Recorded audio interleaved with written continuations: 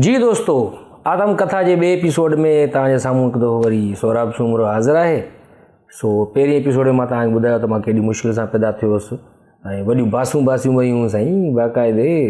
ऐं मुंहिंजी जेका 3 नंबर भेण आहे उन त बाक़ाइदे इहा बास बि बासी अला साईं असांखे भाउ ॾे जेको मुंहिंजो मथो फाड़े। ऐं पोइ जॾहिं मां पैदा थियुमि नंढो हुयुमि ज़ाहिर आहे ॿार जीअं हूंदा आहिनि त मथो फाड़ियो मां हुनजो बाक़ाइदे। पोइ उन ॾींहुं उन मिठाई विराई त मुंहिंजी बास पूरी थी।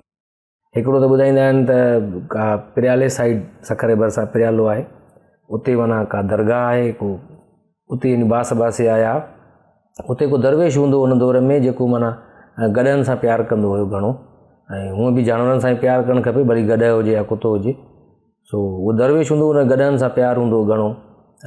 त उते जंहिंजी बास पूरी थींदी उते उहो गॾ ॾेई ईंदा हुया, बास पूरी थींदी।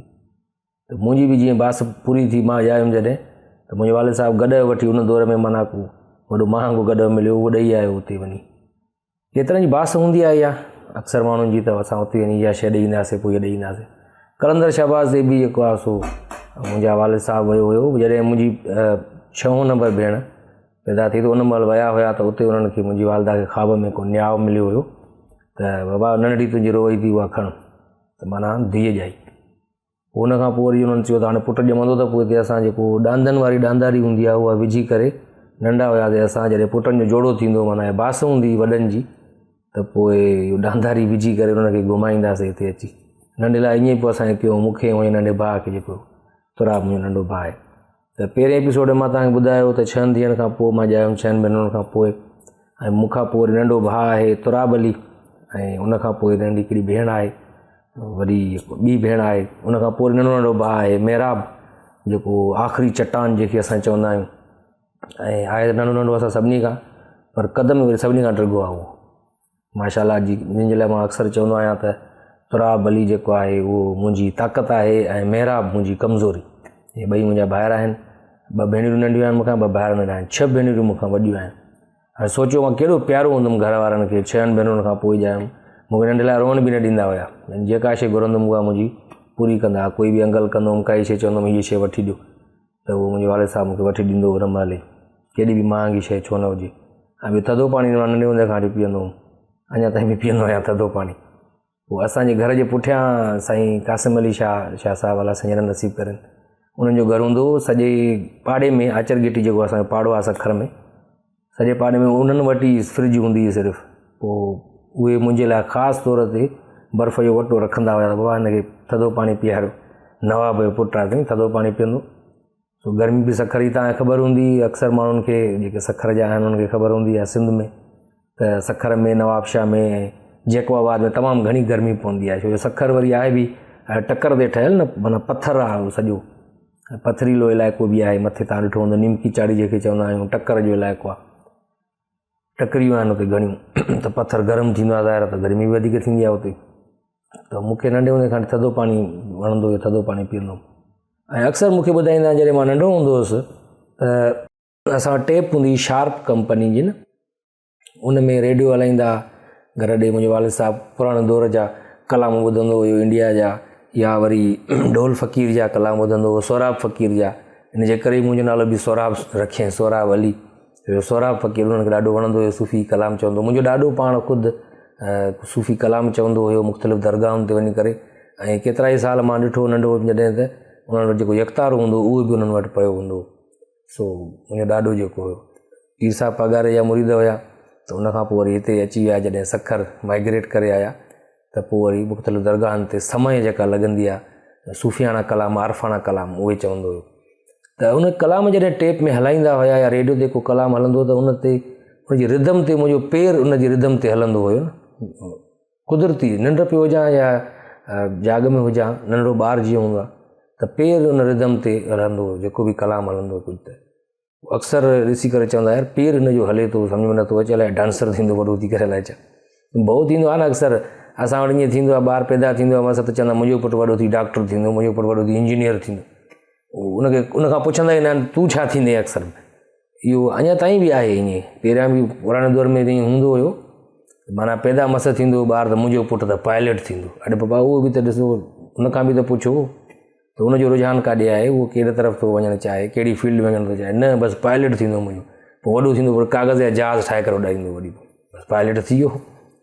सो ईअं बि थींदो।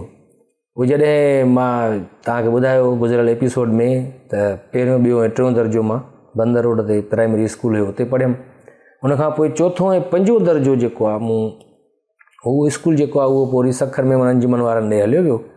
उहो स्कूल हुतां बंदि थी शाम वारी शिफ्ट यानी मंझंदि खां पोइ जेको स्कूल हूंदो आहे 12 खां शाम 5 वॻे ताईं उहो वॾे शिफ्ट थी वियो बैराज कॉलोनी में। पर मुंहिंजे वारे साहिबु चयो त न सुबुह वारो स्कूल सही हूंदो आहे, छो जो सुबुह जो ॿार जॾहिं उथे थो त उनजी सिहत बि सही थी रहे ऐं स्कूल वञे थो, स्कूल लाइ तयारी करे थो। मंझंदि वारी शिफ्ट में वरी ॿार लेज़ी थी थो वञे, देरि सां उथंदो 10-11 वॻे आराम सां मंझंदि जो स्कूल वेंदो, वरी पोइ शाम जो 5 वॻे वापसि ईंदो। माना जो टाइमिंग उहा उन दौर में मैच न पई करे, सूट न पई करे। त पोइ मूंखे ऐं मुंहिंजे नंढे भाउ खे जागरानी महले में स्कूल हुयो, जेको निशाद सिनेमा पुराणी, हाणे त न आहे उते सिनेमा, त जागरानी महले में स्कूल हुयो हिकिड़ो प्राइमरी स्कूल। उते साईं अब्दुरज़ाक मंगरी अल्लाह जन नसीब करनि, ॾाढा नेक इंसान हुया, उहे हेडमास्टर हुया उते। पोइ मूंखे उते दाख़िल करायो वियो, मूंखे ऐं मुंहिंजे नंढे भाउ तुराब अली खे। सो चोथों ऐं पंजो दर्जो वरी उते पढ़ियो ऐं उते बि ॾाढा सुठा दोस्त मिलिया ऐं उस्ताद बि ॾाढा सुठा मिलिया। प्राइमरी में ख़ासि करे ऐं बेसिक पकी असांजी जेका थी प्राइमरी में थी सिंधी ॿोली जी ख़ासि करे। ऐं लिखणु पढ़ण सां त शौक़ु नंढे हूंदे खां वठी हुयो।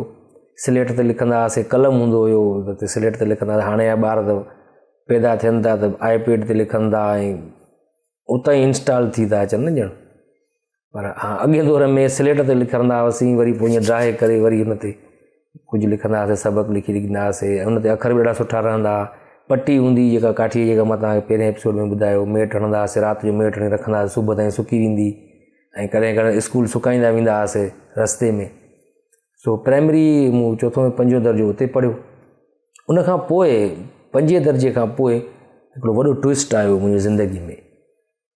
ट्विस्ट इहो आयो त असांजो जेको पाड़ो आहे हिन वक़्तु बि आचर गिटी, सखर जे माण्हुनि खे अक्सर ख़बर हूंदो त आचर गिटी, बुटा रोड या मकराणी महलो, शमसाबाद, इहे उहे इलाइक़ा उन दौर में हूंदा हुया। हाणे त वरी बि माण्हू कुझु पढ़ियल लिखियल थी विया ऐं थोरो चेंज थिया उहो माहौल।